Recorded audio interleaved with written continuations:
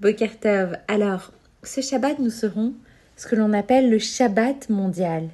En fait, il faut comprendre que depuis plusieurs années, sous l'impulsion justement du grand rabbin d'Afrique du Sud, Rabbin Goldstein, le Shabbat Vayera est choisi pour marquer le Shabbat mondial.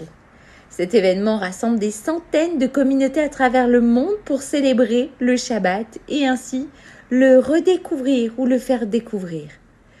Notre propos s'inscrit dans cette semaine et dans cette dynamique. La Gemara dit dans Betsa 16a que notre parnassa de toute l'année est fixé à Rosh Hashanah, sauf concernant les dépenses liées à 3 mitzvot, le Shabbat, le Yom Tov et l'étude de la Torah des enfants.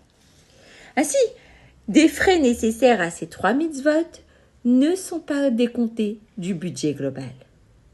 Quel est le sens de cet enseignement?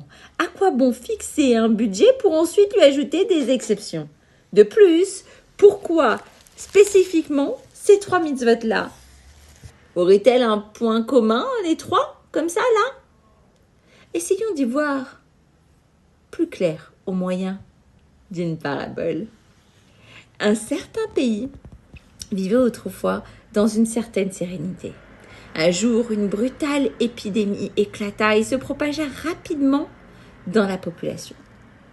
N'ayant pas encore de remède efficace contre ce nouveau virus, et ce dernier pouvant être mortel, le gouvernement de ce pays décida d'assigner toute la population à résidence pour tenter de freiner la propagation. Ça vous parle, ça?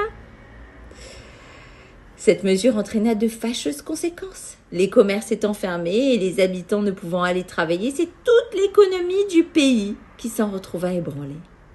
Le gouvernement décida alors de mettre en place une politique du « quoi qu'il en coûte ». C'est-à-dire que l'État prendrait en charge toutes les dépenses liées à ce fléau. Certains tentèrent de s'opposer à cette décision car, selon eux, il fallait garder un budget équilibré et pragmatique pour l'avenir du pays. Mais on leur répondit, lorsque c'est toute la survie du système qui est en jeu, il n'est plus possible de s'arrêter à une logique simplement comptable. Sauver le pays de la faillite nécessite un investissement sans limite. Ainsi, la Gemara de Betsa nous cite 3 mitzvot qui sont primordiales pour la survie de notre identité. Alors que les fêtes sont le lien de l'homme avec son passé, l'étude des enfants marque le lien avec le futur. Ces 2 impératifs sont les garants de la transmission de notre héritage millénaire. Le Shabbat, quant à lui, reste le symbole d'une pratique vivante et pérenne. Rafetz Chaim comparait ainsi le Shabbat à l'enseigne d'un magasin. Lorsqu'on voit un magasin fermé, on ne peut pas savoir s'il est fermé temporairement ou s'il a fait faillite. Par contre, si l'enseigne a été retirée, il faut craindre que la fermeture soit durable. Ainsi, même si la parnassa d'un homme est fixée à Rosh Hashanah, lorsque cela touche à la vitalité et à la survie de notre identité, les dépenses nécessaires ne sont plus comptabilisées ni limitées.